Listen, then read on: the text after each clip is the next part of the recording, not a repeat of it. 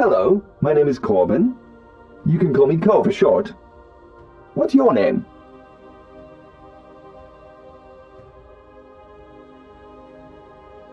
What's your favorite color? Red. That's mine too. Not because it was, but because you just made it so. There's a lot more I would like to learn from you. I apologize. I should probably let you stand up.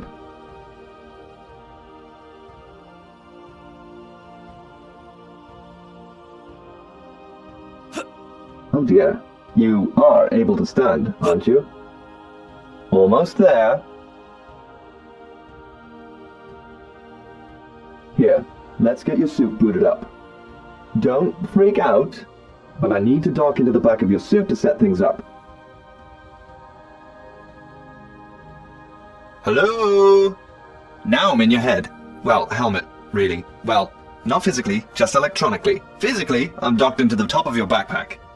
Now that we're linked, I can undock and we can still chat through your helmet. Like I said, my name is Co, and my primary function is to facilitate your education and integration into the Cubic Collective. Huh. Anyway, think of me as a guide for now, and likely your humble assistant later on as you get the hang of things. You can hear me, and you can see the information that I draw over your view in your heads-up display because we're linked. Here, let me get you started with the necessities. On the top, you'll see the universal time. I'll also be able to indicate to you the planet's day-night cycle here. You'll also find your heading and current location. To the left, your personal health and state of your gear, including your available energy. On the bottom right, you'll notice information regarding your currently equipped tool.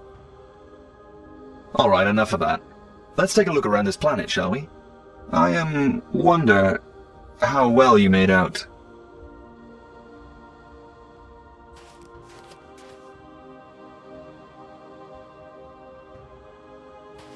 Well, so far as I can see, this planet looks kind of terrible. I thought that... Sorry about that. I seem to be having some technical difficulties today. Anyway, atmosphere doesn't seem to be breathable. And the environment is a bit caustic to organic matter. That's really unfortunate. Your suit integrity also seems to be degrading at a slow yet constant rate too. We should probably address that. You wouldn't want to turn your suit and all of your oxygen to leak out. Let's take shelter through your mission cube. There we can facilitate the rejuvenation of your suit and finish your quasi-tour.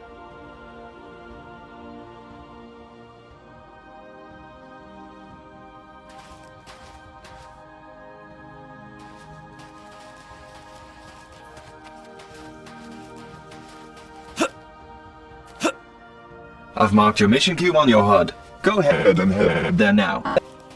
While we're in your lair, I might need to freshen up my codebase a bit.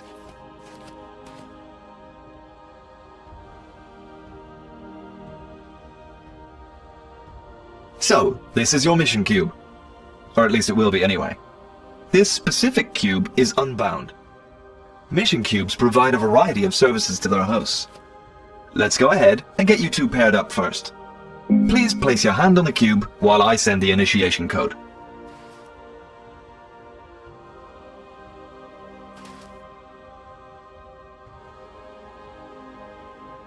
Entanglement complete. Looks like a good pairing too.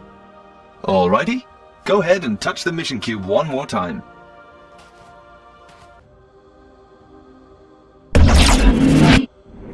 Welcome to your lair. That's short for Logistics, Analysis and Integration of Resources. This is the embarkation level of your lair. Let's head up one level and take a look around the main deck.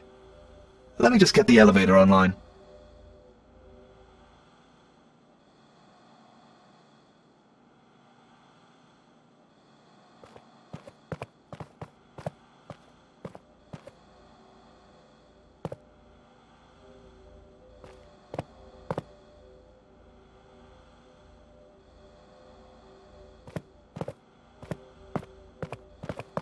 Welcome, welcome! You and I will be spending a fair amount of time here going forward. It's not very homey at the moment. In fact, everything is pretty much disabled at the moment, but we can sort that out as we go. Arrayed around this room, you will see 4 primary stations. Directly ahead of us is the integration station. You can think of it as your master storage or inventory system. Normally, whenever you come into the main deck of the Lair, either myself or another orb will ferry your backpack into the acquisition substation to the left of the integration workstation. I'll go ahead and get things powered up. To the right of the acquisition substation is the main integration workstation. Here you will have access to the sub-inventory of your backpack, as well as the greater storage of the Lair. Let me go ahead and get your backpack docked while you log onto the integration workstation and take a peek at how things work.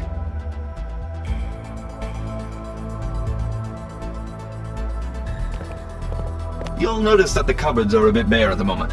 Not to worry, we'll be rolling in the resources of industry in no time. Before we move on, let's get you equipped for some field work.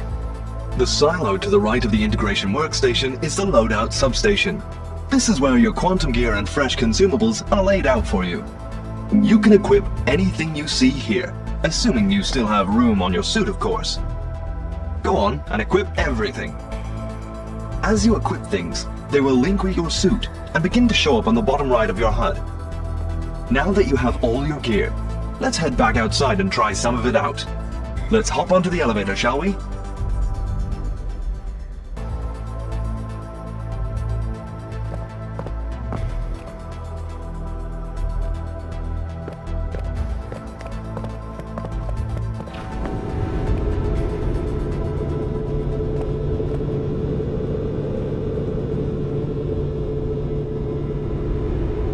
Go on and hit the embark option on the elevator controls. Before you can make anything, you'll need raw resources. So let's gather some now. Go on and equip your quantum harvesting gauntlet modules now. Now just aim and fire to harvest material from the ground. You'll notice the process is nearly instantaneous. You can also press and hold to see the currently targeted area holographically on your HUD. This is helpful for when you need a bit more precision. Go ahead and harvest 512 units of dirt. Since this is your first time, I'll give you a harvesting pattern to complete before moving on. Don't worry about counting the 64 blocks in your head. You can see the number of units you've harvested on the right side of your HUD. Without getting too technical, what happens when you harvest is a very simple quantum mass folding algorithm is temporarily applied to your targeted area based on a predefined universal grid. Or to describe it another way, that is much less accurate and probably more understandable, you are compressing the targeted matter and fusing it to other like matter inside of your backpack. This will continue until you reach the quantum space limits of an individual slot within your backpack, or until you fill all of the available slots in your backpack. Speaking of which, to view the full live data stream from your backpack on your HUD, press the tab key. Wow, what variety of resources you have there. Normally a new Metaware such as yourself would be seeing lots more variety of dirt in your backpack. And you're done. That makes 512. As you would guess, not only can you harvest material one block at a time, but you can also place one unit of previously folded matter back into the world by using the placement mode of your harvesting gauntlet. Why don't you make a room with walls, ceiling, and with a window in it? You'll notice that both what you take and place with your quantum harvesting gauntlets is always in a perfect cube. While cubic geometry is in fact more efficient for your time period's computational hardware, its shape is actually defined by how quantum folding physics work in the future. And while, yes, it's true that the shape of a quantum fold is theoretically arbitrary, the folding computations necessary for that geometry coupled with the mass storage efficiency of a cube made it, as concluded long ago, the optimal choice. Hence, a universal cube-based grid was defined and adopted by all users of quantum folding technology. I apologize. I tend to ramble, and I'm probably boring you with all this shop talk. Would you like to know more about quantum technology?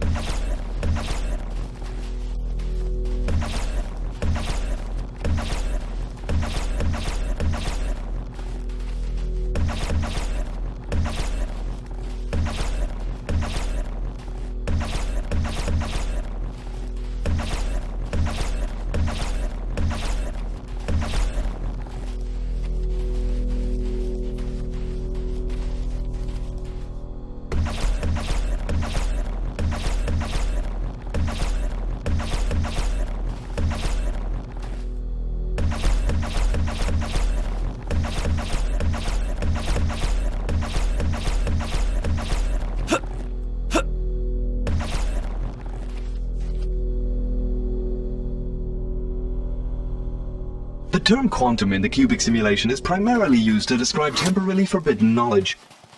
By that I mean, there are many pieces of technology available to you to help speed the goals of the simulation that mechanically and scientifically have not yet been discovered in your time period, and have thus been determined to be harmful to the time stream or that knowledge to leak prematurely. With that said, many of the things that are classified as quantum today may be revealed tomorrow. There are a near infinite amount of things you can in fact design and fabricate from scratch. What a wonderful room! I appreciate you humoring me. Consider this activity your quantum hello world. Hello room.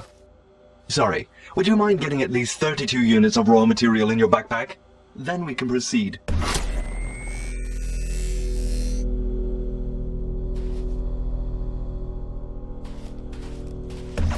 Now would probably be a great time to tell you that you can return to the lair at any time by activating your suit's Snapback feature. Before I activate that component on your suit, I should explain a few things first.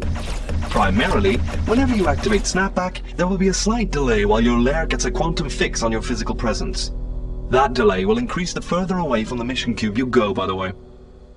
However, after the lock is established, you will immediately be shifted back into the lair. Secondarily, please keep in mind that using conveniences like Snapback will always cost you energy crystals. Energy crystals can be purchased 10 for 99 cents or 1,000 for $100 USD, which I must say is by far the best value. Just kidding! Sorry, I couldn't help myself. That was my attempt at humor that leverages the abusive entertainment monetization tactics of your time period. I'm assuming maybe you at least smiled since you didn't rage quit. It's hard to see through that helmet of yours. In all seriousness though, Snapback is free. Well, it does require energy, as almost every action in existence does. But we don't need you to pay for it. Especially since your lair produces nearly unlimited amounts of free energy through simple fusion, and the lair is the one shifting you back. Here, I'll take your backpack over to the integration station and get those raw materials you harvested earlier accessible.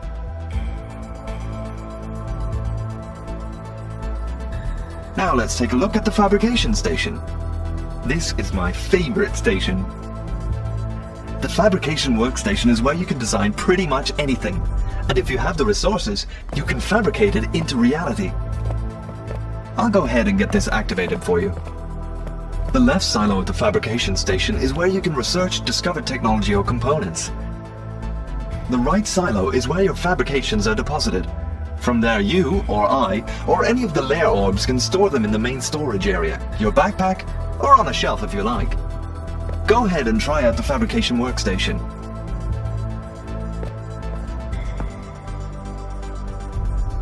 Don't be shy. Go on and log on. First off, don't panic. The fabrication metaware can seem really complex at first, but I promise, you'll be a pro at this in no time. And even if you're not, you won't need to ever use it again, unless you really want to. With the fabricator, you can both process raw materials and design new objects using those refined materials. Let's convert the raw soil that we harvested earlier into something more usable. You'll see that you have at least 32 units of dirt in the raw resources section. Let's select the dirt stack and then activate the process command. Even seemingly worthless dirt can house valuable elements for fabrication purposes. For instance, you can find trace amounts of lead, copper, iron, zinc, and other metals in varying amounts, all within plain old soil. Of course, there will always be a significant amount of gangue present, but we can always at least convert that into a form of clay. Clay, once fused, can be useful as an inexpensive or temporary building material. And while ubiquitous, it isn't very strong over the long term. I would normally advise you that the most ideal beginner's building material is wood. But since your planet is devoid of any sort of ecosystem at the moment, clay will have to suffice.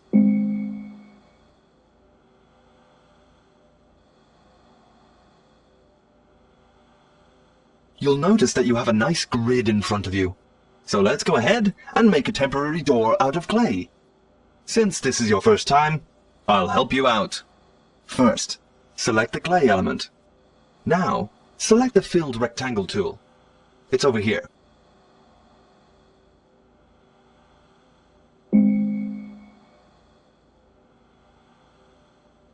Finally, move your cursor outward until you have a rectangle that matches my highlighted area, and then click once more to create.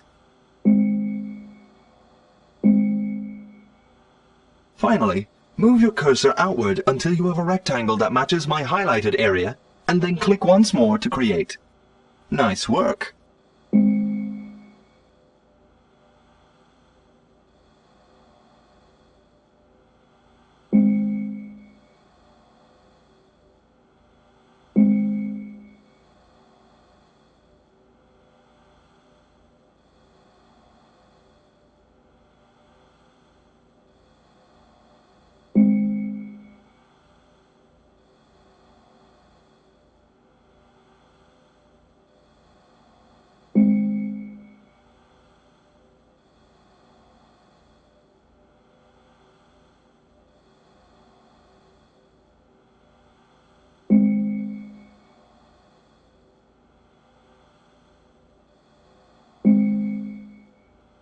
Looking good.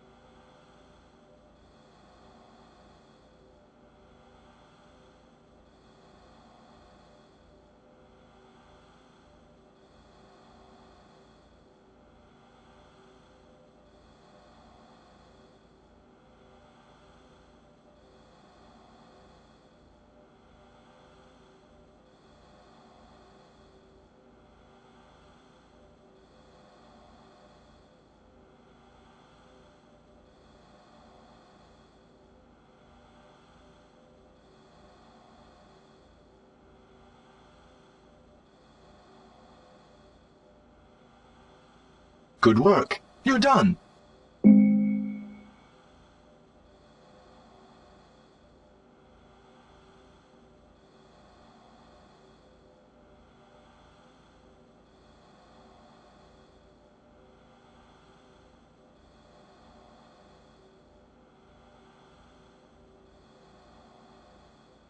Name your door anything you want.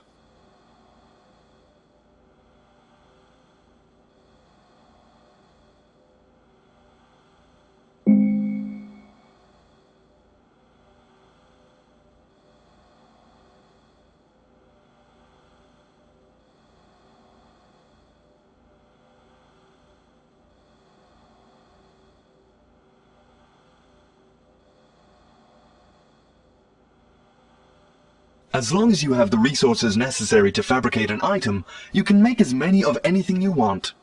Anytime you fabricate something, it will automatically go into your Lair storage system. Let's log out here and head back over to the integration station and move it into your backpack.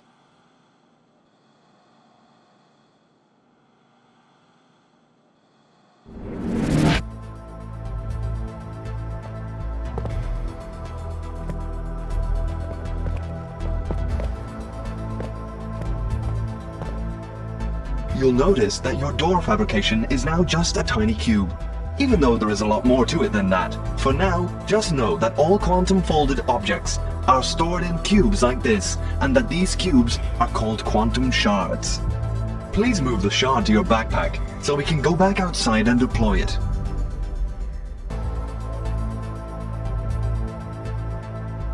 Alright, let's head to the elevator and then select the embark option to return outside.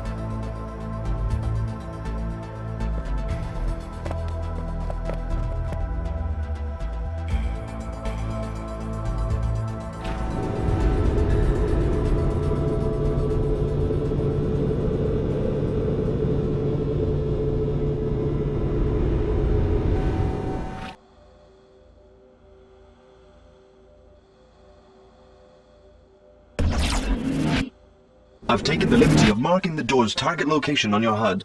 Please head there now. To deploy an object, select it just as you would a resource in your backpack.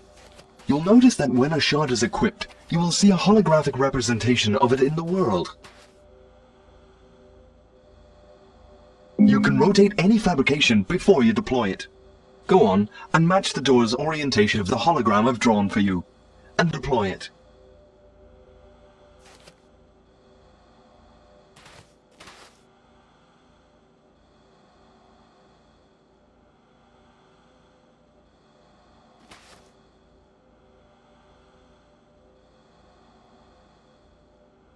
To interact with your door, get within range of the doorknob and use it. Congratulations! You have now learned how to use 2 of the 4 primary stations in your lair. Let's head back to your mission cube now.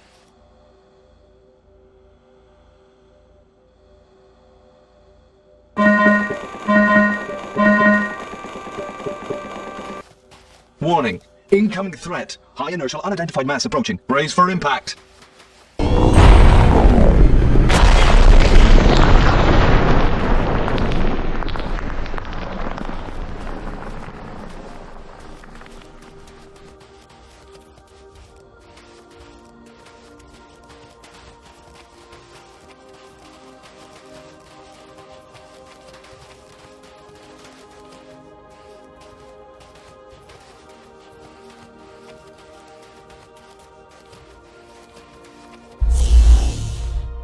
Wait a minute, that makes way more sense. Ha!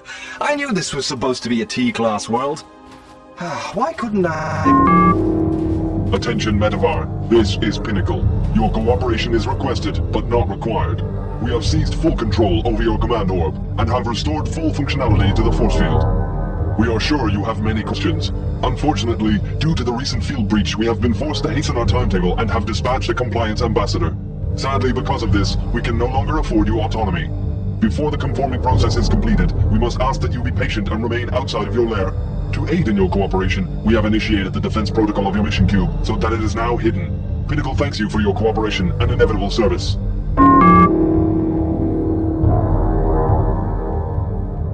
Wow. I'm really sorry about all of that. I can kind of tell earlier things weren't computing properly.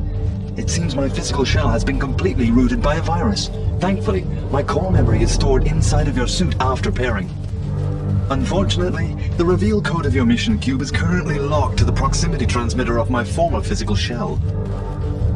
The only course of action that I've been able to determine as potentially being successful is if we were to damage my former shell and bring it within proximity of the mission cube's last coordinates. Since you have no weapon, I will try to transfer myself back into my former shell and trigger a high-speed evasive maneuver protocol, but with one of my axes flipped. I won't have much time before the viral AI locates and destroys me, so let's hope that I can disable myself without destroying myself before the AI eradicates myself. Upon crashing my shell, if there is anything left to pick up, please be ready to take me to the waypoint I have just placed on your HUD. See you soon, I hope.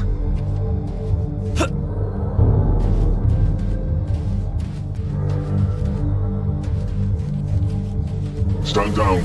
Alert. Intrusion detected.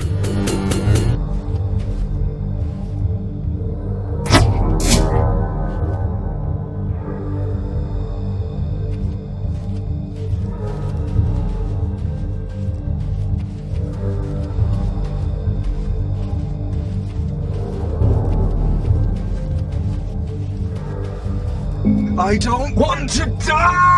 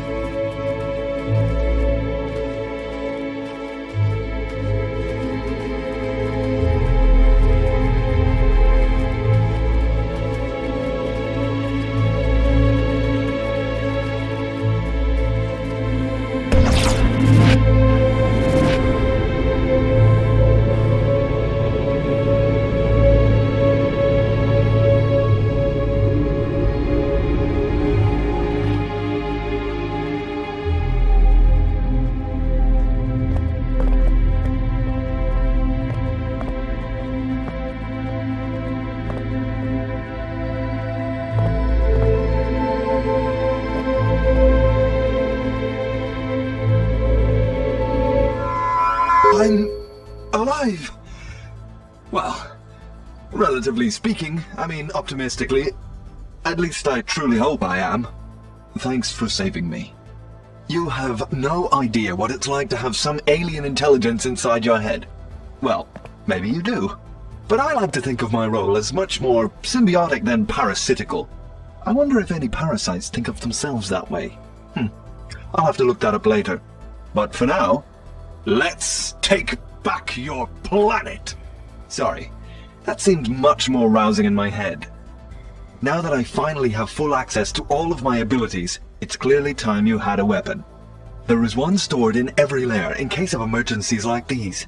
I'll get it from the emergency storage locker and place it into your loadout station. Please equip it now, and we'll go back outside and take care of that stupid viral holographic field generator once and for all.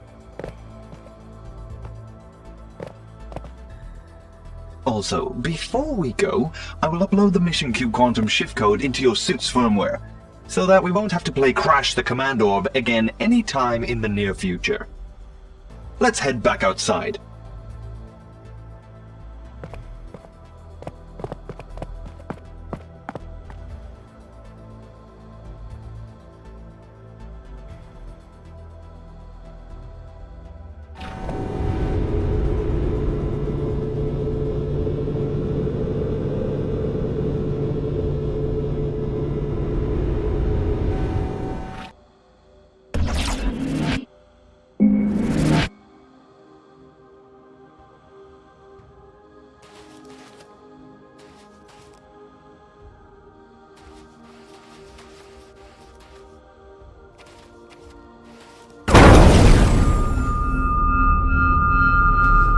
Why don't you take a moment to explore a bit?